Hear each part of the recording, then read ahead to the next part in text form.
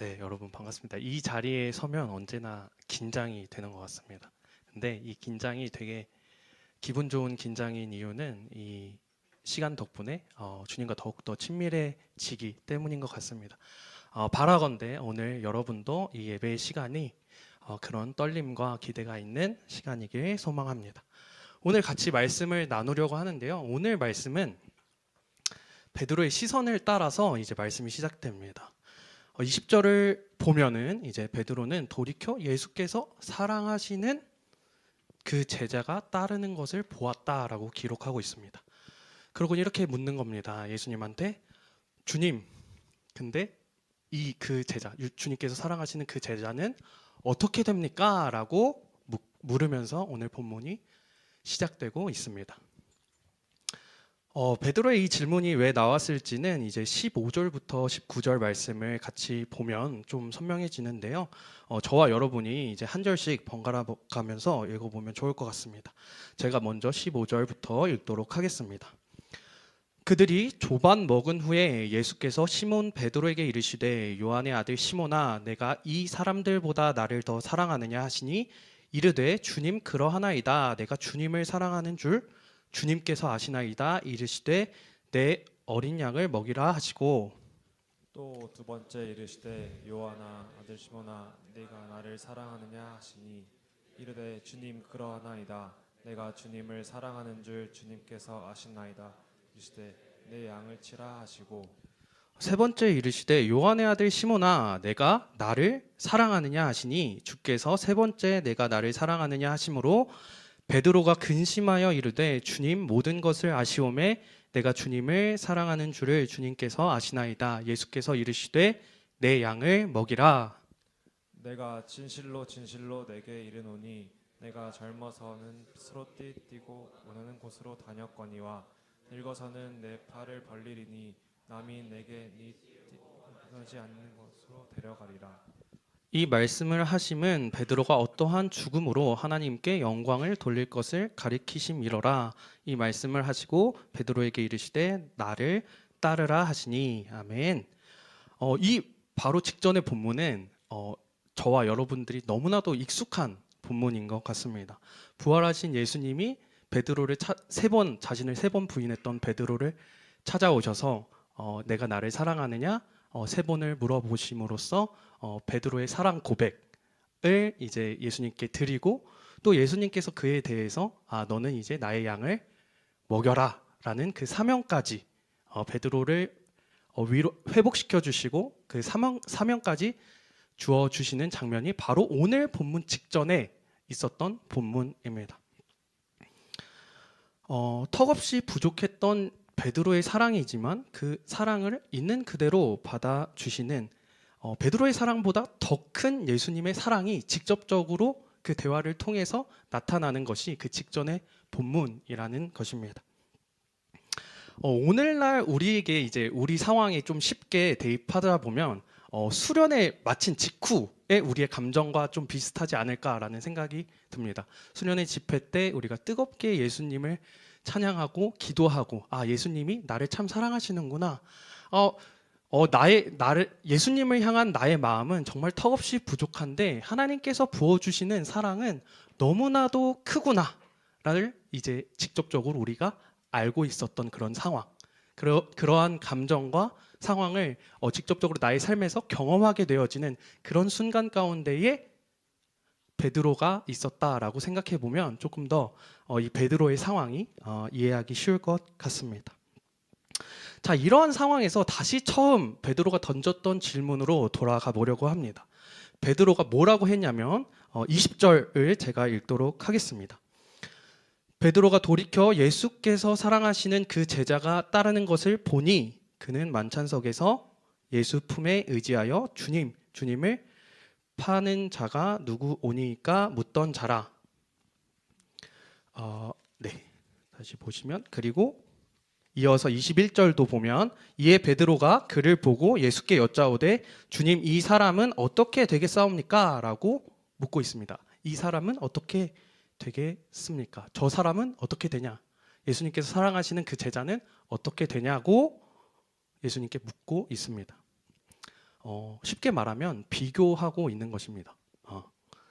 사실 생각해 보면 우리의 상황도 되게 베드로를 닮아 있는 경우가 많은 것 같습니다. 질문의 형태는 조금 다를지라도 베드로와 같은 그 내용을 봤을 때 베드로와 같은 질문을 던질 때가 굉장히 많다라는 것입니다. 주님, 저는 여기서 이렇게 천천히 가고 있는 것 같은데 저 사람은 왜 이렇게 빨리 가고 있는 것 같습니까? 저는 왜 이렇게 힘든데 저 사람의 삶은 왜 이렇게 평안해 보입니까? 저 사람의 믿음은 왜 이렇게 평탄해 보입니까? 왜 나는 아직 여기에 머물러 있는데 저 사람은 벌써 저렇게 앞서가고 있는 것 같습니다. 라는 그 질문을 우리가 우리의 삶 속에서 우리의 마음 속에서 던질 때가 많다라는 것입니다. 내 삶을 다른 사람과의 비교로 해석하려는 마음이 베드로에게도 은혜를 받은 베드로에게도 은혜를 받은 이미 받은 우리에게도 동일하게 있다라는 것입니다. 이러한 어떤 비교하는 마음은 되게 크게 두 가지 갈래로 흐르게 되는 것 같습니다. 첫 번째는 남보다 못한 자신을 보면서 계속해서 자책하는 방향으로 흐르는 겁니다. 나는 왜 이렇게 남과 비교했을 때 못하지? 혹은 나는 나의 상황이 남과 비교했을 때 진짜 애처롭다. 나 진짜 불쌍한 사람이다. 라고 흐르는 경우가 한 갈래가 있는 한편, 또 다른 한편에는 어떻게 이게 또 발현되기도 하냐면 남의 부족함을 이제 계속해서 찾아내려는 그런 어떤 시기와 질투로 발현되기도 합니다. 분명한 것은 이 두 가지 모두 다 결탄코 우리에게 평안을 가져다 주지는 못한다라는 것입니다. 남을 깎아내리거나 나를 깎아내리거나 비교는 항상 이 두 가지의 갈래로 우리를 내몰아 간다라는 것이죠. 그래서 이 비교라는 것은 겉으로는 너무나도 자연스럽게 드는 감정, 내가 이 상황에 있으니까 당연히 저 사람과 비교할 수 있는 거 아니야? 그런 자연스럽게 우리가 들 수 있는 하게 되는 생각처럼 다가오지만 사실 우리의 마음을 굉장히 소모시키고 지치게 만드는 요인이다라는 것이죠. 그런데 중요한 것은 우리가 아까도 계속해서 살펴봤듯이 이게 은혜가 없어서 하나님께서 우리에게 은혜를 부어주시지 않아서 나타나는 일이 아니라는 점입니다.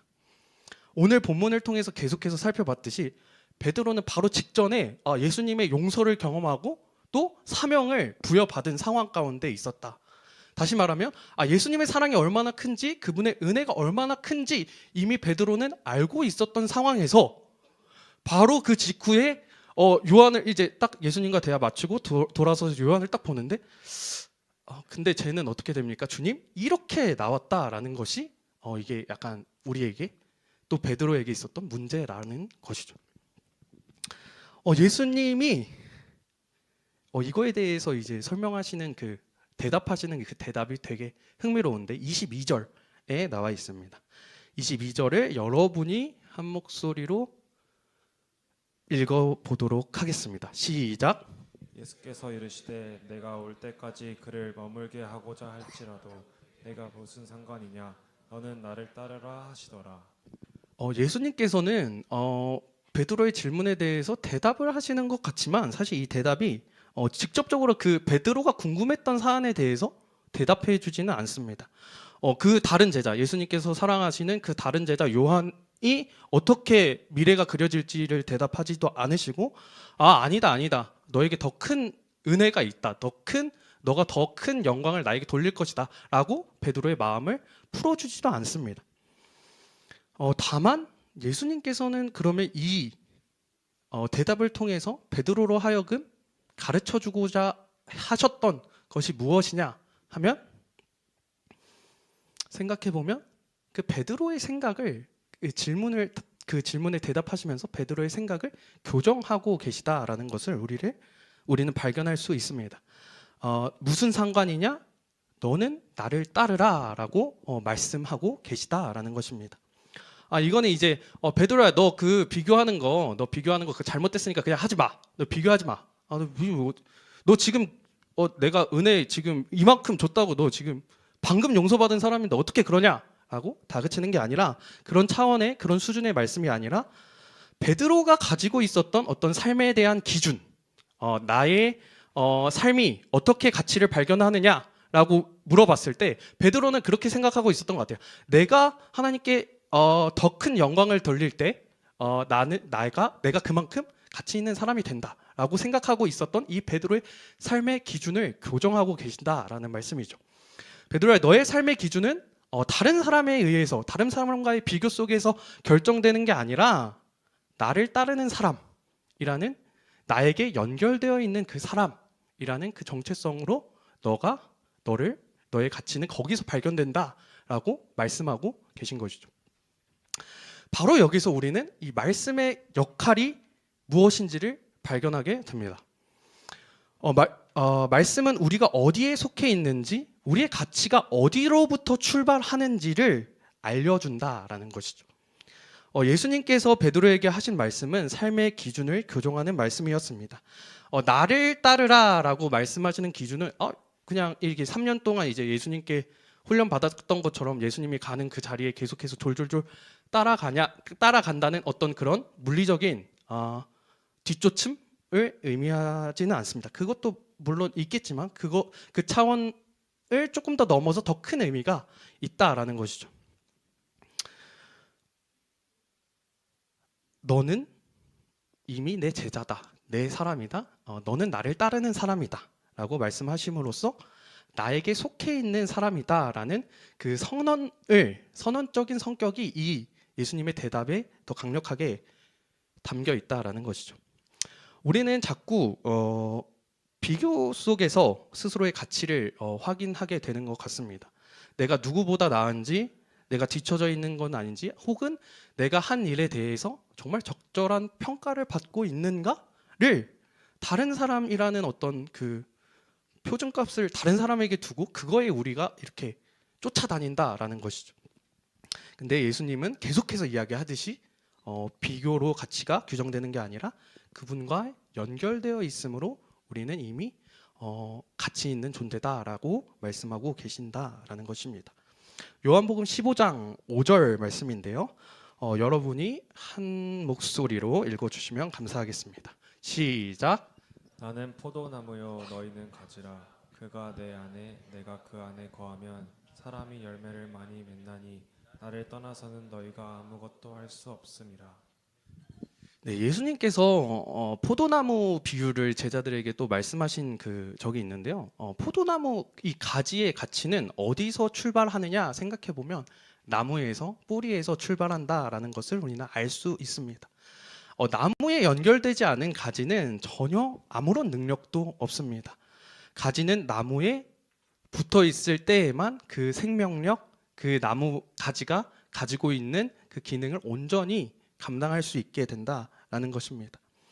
그런 의미에서 베드로도 그렇고 오늘을 살아가는 우리도 마찬가지다라는 것입니다.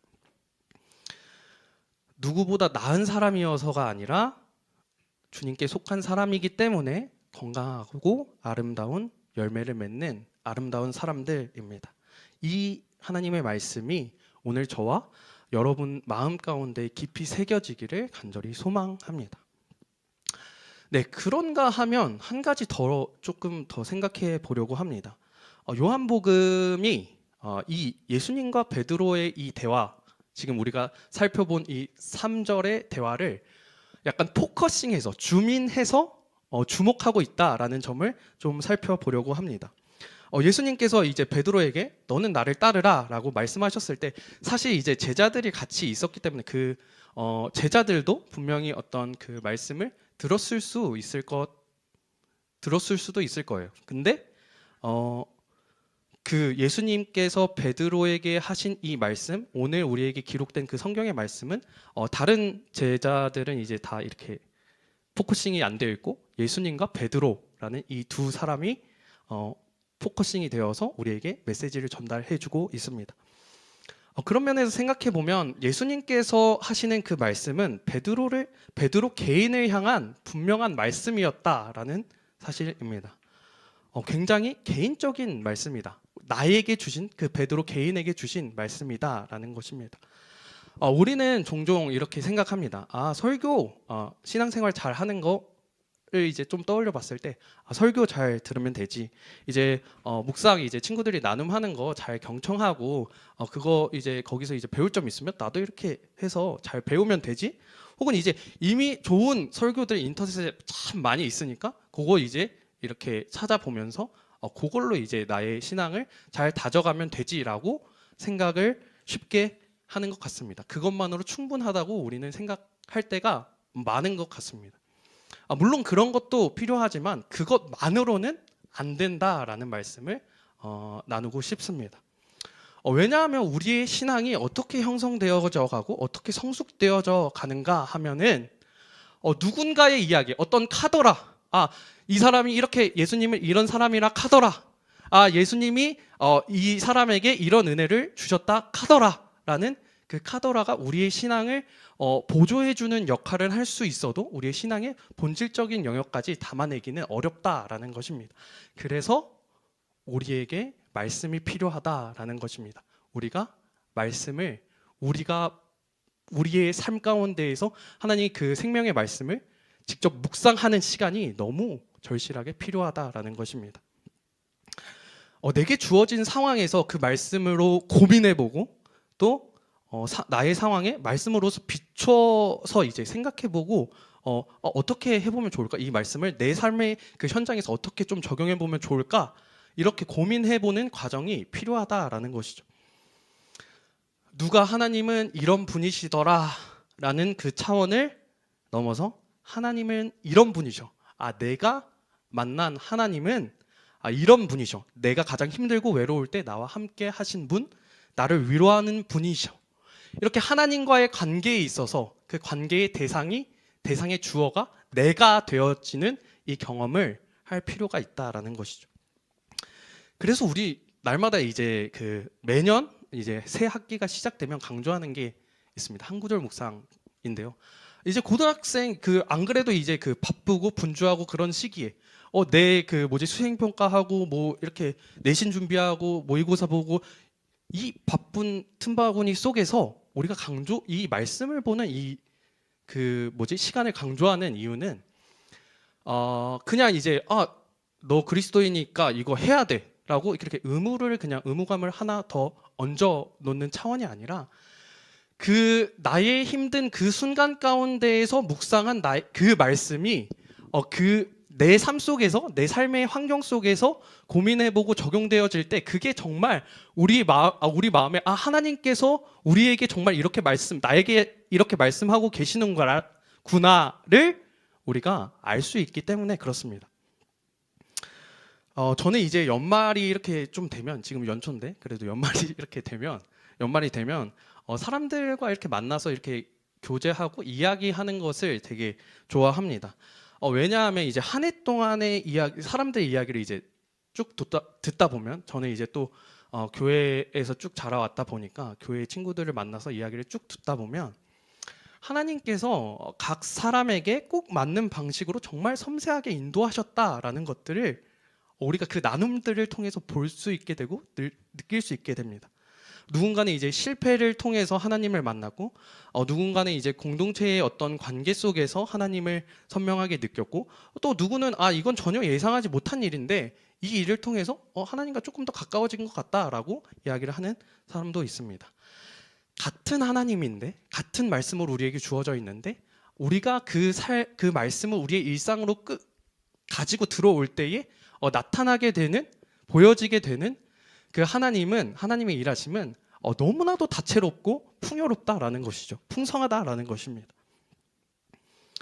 사랑하는 여러분, 내가 경험한 하나님, 내 시간 가운데에 함께 하셨던 그 하나님의 다채로움과 풍성함을 여러분의 각자의 그 삶의 자리에서 묵상으로서 그 자리를 지켜나가시기를 소망합니다.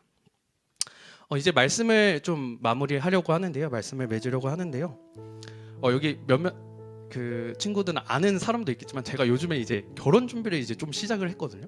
결혼 준비를 좀 시작하면서 이야기를 듣는 게 되게 이제 조금 많아요. 여러 이야기를 많이 듣고 많은 생각도 하게 되고 많은 조언도 듣게 됩니다. 그 중에서도 이제 지난주에 이제 형이 저한테 저희 친형이 이제 2살 위에 형이 있는데 형이 저한테 보냈던 그 문자 메시지가 되게 기억에 남는데 요지가 이거예요. 가전 그 이제 결혼하려면 이제 가전제품이나 이런 것들이 필요하잖아요. 그런 거 이제 필요하면 그냥 하나 아무거나 사고 그냥 나한테 그거 그냥 영수증만 보내라라고 이렇게 그냥. 근데 사실 그렇게 문자가 그렇게 한 2-3줄 이렇게 띡 온 거예요. 그래가지고 이게 어떻게 보면 이제 워딩만 되게 봤을 때는 약간 좀 시니컬하고 또 어떤 면에서는 그냥 무심한 그냥 이게 약간 좀 숙제하듯이 나를 이렇게 처리하나?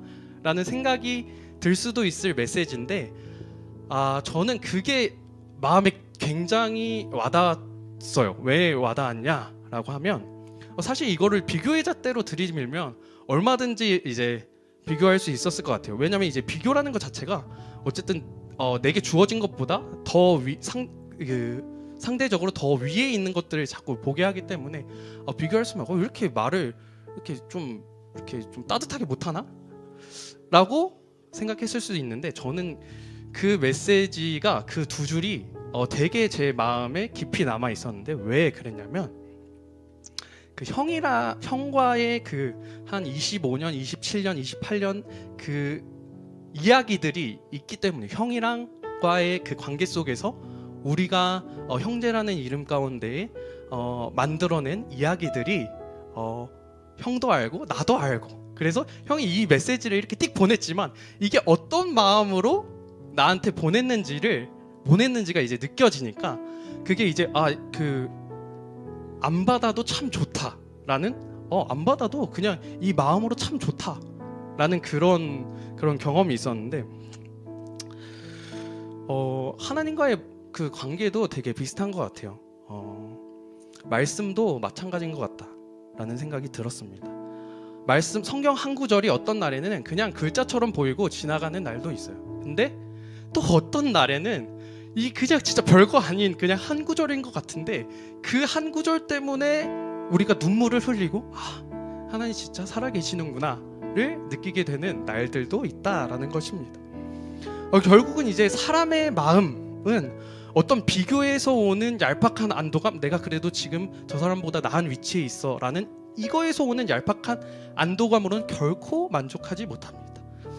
결국 사람의 마음을 채우는 것은 사랑인데 어떤 사랑이냐 하면 이야기가 담긴 그 사람과의 이야기가 담긴 하나님과의 이야기가 담긴 사랑이 우리의 마음 가운데 닿을 때 그것을 다른 어떤 사람과 비교하지 않아도 왜냐하면 기준 자체가 다르니까 비교할 수 없는 거죠. 내가 경험한 하나님이기 때문에 나는 남들이 보기에는 별거 아닌 것 같아도 하나님께서 나를 이렇게 사랑하시는구나를 느낄 수 있는 것은 그 한 구절 속에 담겨 있는 그리고 그 구절 위에 쌓아 올린 하나님과 나의 그 묵상의 시간이 있기 때문에 우리는 그 말씀으로 생명력을 얻고 다시 일어나서 살아갈 수 있는 힘을 얻게 된다라는 것이죠. 그 하나님과의 이야기가 차곡차곡 쌓여져 나갈 때에 우리는 비교하는 세상에서 반문할 수 있게 됩니다. 우리가 왜 비교해야 하겠습니까? 우리가 왜 나 자신을 계속해서 비교함으로써 증명해내야 하겠습니까? 라고 당당하게 외칠 수 있게 된다라는 것이죠.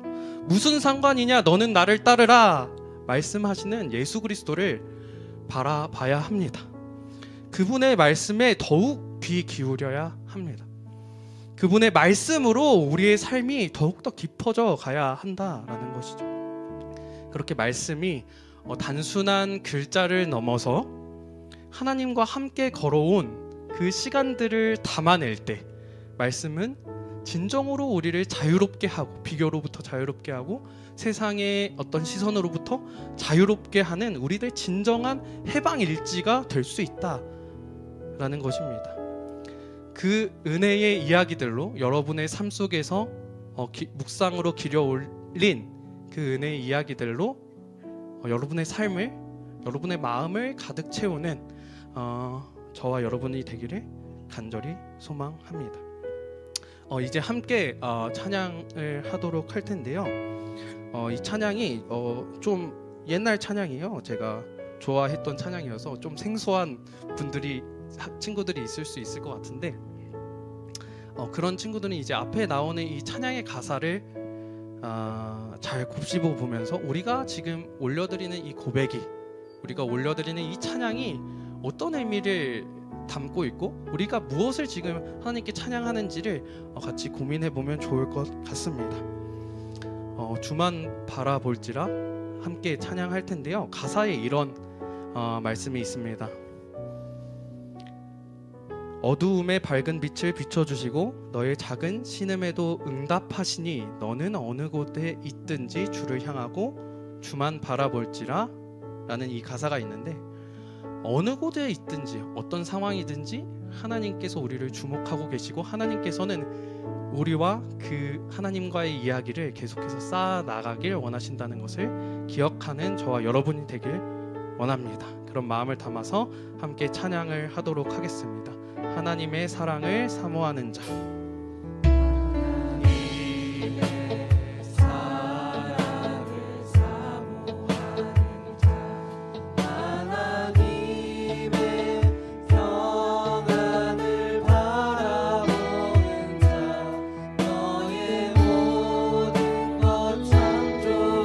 우리 주님, 너를 얼마나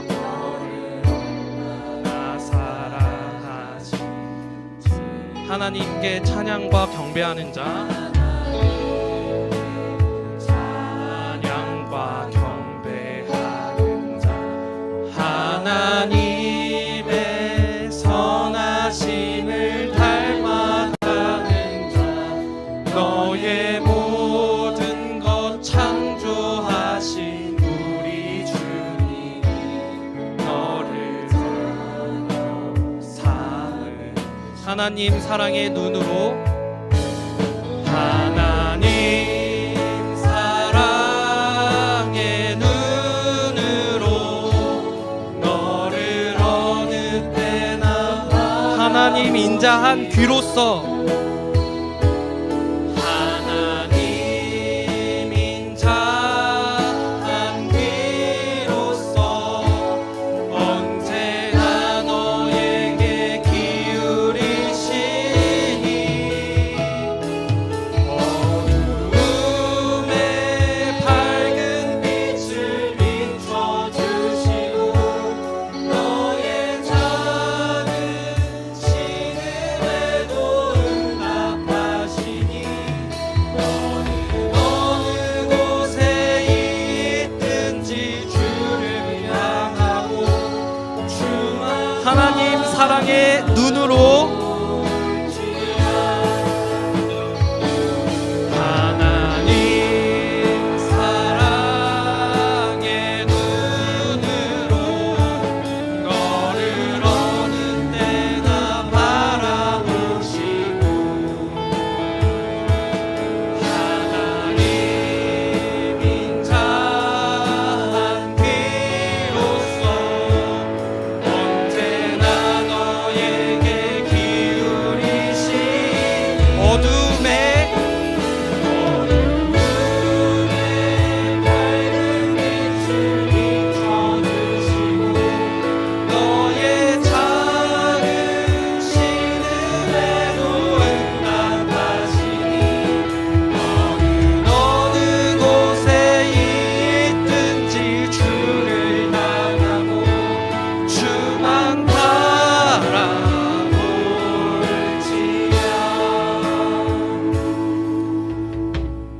이 시간 같이 기도할 텐데요. 저희 한 가지 딱 두고 기도했으면 좋겠습니다. 나를 따르라 말씀하시는 그 주님의 음성을 나의 이야기로 듣길 원합니다. 하나님께서 말씀하시는 나를 따르라, 다른 어떤 것이 아니라, 요한이 아니라, 베드로가 아니라 너는 나를 따르라 말씀하시는 그 주님의 음성을 우리가 들음으로 말미암아 다른 어떤 것에서 우리의 가치를 발견하는 것이 아니라 하나님께서 주신 그 말씀 가운데에 우리의 가치를 발견하고 그 가운데에 우리의 가치 있다 말씀하신 그 하나님의 놀라운 사랑을 발견하길 원합니다. 이 기도 제목 하나 가지고 우리 주여 한번 부르짖고 기도함으로 나아가겠습니다.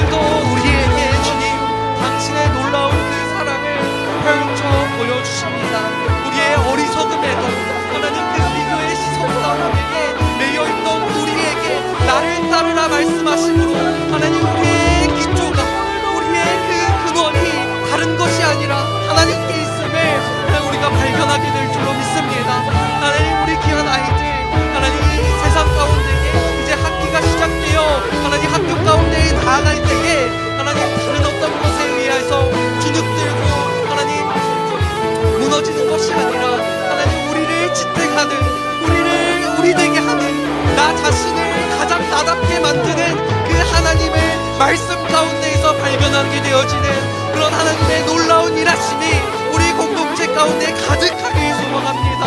하나님, 그런 경험과 고백들이 하나님 가득한 우리 고동부 공동체가 될 수 있도록 인도하여 주시옵소서. 하나님, 마음의 문을 열어주시고 하나님 그 마음 가운데 찾아가 주셔서 다른 어떤 사람의 하나님이 아닌 바로 나의 하나님을 만나고 고백하게 되어지는 그 놀라운 역사가 하나님 우리 이 공동체 가운데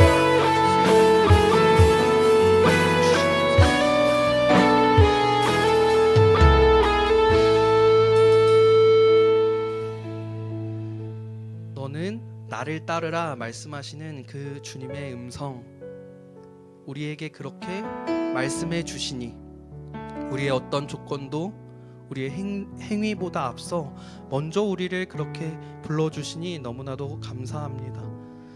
사랑하는 주님, 우리가 이 비교가 너무나도 익숙한 세상 가운데에서 하나님의 자녀로, 왕의 자녀로 살아간다는 것이 녹록지 않다라는 것을 너무나도 잘 알고 있습니다.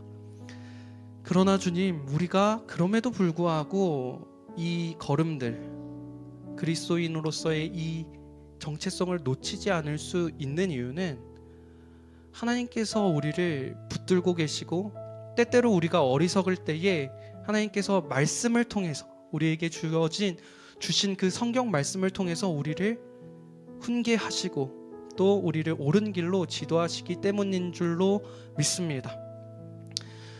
학기 시작이 얼마 남지 않았는데 그 비교의 현장 가운데에 나아가서 우리가 살아갈 때에 그것에 휘둘리지 않고 말씀 가운데에, 하나님의 그 말씀 가운데에 단단히 뿌리 내림으로 말미암아 왕의 자녀라는 그 정체성이 흔들릴 수 없구나라는 것을 믿음으로 또 경험으로 고백하는 우리 모든 고등부 학생들 되어줄 수 있도록 주님 인도하여 주시고 붙잡아 주시옵소서.